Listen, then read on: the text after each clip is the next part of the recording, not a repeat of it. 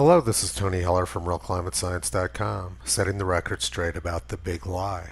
After a cold summer in Greenland, the press is once again ramping up the fake news about that island. They claim that Greenland's ice sheet has melted to a point of no return, according to a new study. But if we go to the Danish Meteorological Institute website, we can see that what the press is saying is simply not true. The blue line is the surface mass balance for Greenland over the past 11 and a half months. It's the difference between the mass of all the snow that fell on Greenland over that period and the amount that melted. As you can see, about 350 billion tons more snow fell on Greenland over the past 11 and a half months than melted. The gray line is the 1981 to 2010 average. So you can see that this past 11 and a half months has been almost exactly at the long-term average. The red line represents the record low year of 2011 through 2012, when only about 50 billion tons more snow fell than melted on Greenland. Now let's look at the longer-term picture. In this graph, I've overlaid the surface mass balance for Greenland for the past 4 years. 2017 was very high. 2018 was very high.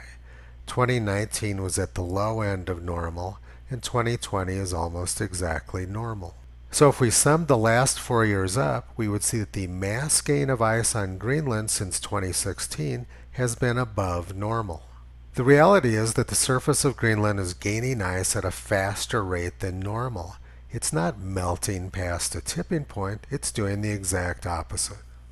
Put quite simply, the reports in the press are untrue. They are the exact opposite of what's going on in Greenland. This graph shows temperatures over the past month at a research station in the center of the Greenland ice sheet. This should have been peak melt season, but temperatures never got much above minus 10 degrees Celsius. You're not going to melt much ice at those temperatures. So we know that on average, Greenland's surface gains about 350 billion tons more ice every year than melts. So what happens to all of that excess snow and ice? Because there's such a large excess of snow in the interior of Greenland, it forms massive glaciers which flow to the sea. And when the glaciers arrive at the sea, large chunks of ice break off and form icebergs. This is what sank the Titanic in 1912. Then climate alarmists photograph the ice breaking off and they say, "The glacier is collapsing, the glacier is collapsing." These people are worse than Chicken Little. At the end of 2018, National Geographic reported on Greenland's unprecedented ice loss. And then, a few weeks later, National Geographic reported that Greenland's most famous glacier, the Jakobshavn Glacier, was actually growing. But that didn't mean melting was over. So some glaciers are growing in Greenland, and over the past 4 years, ice has been accumulating on the surface at a faster than normal rate. Then CNN reports on this as Greenland's ice sheet has melted to a point of no return.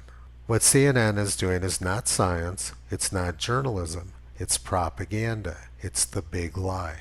Toto doesn't understand why humans lie. He understands that a functional civilization depends on good science, and telling the big lie is the exact opposite. You can visit Toto on the web at realclimatescience.com.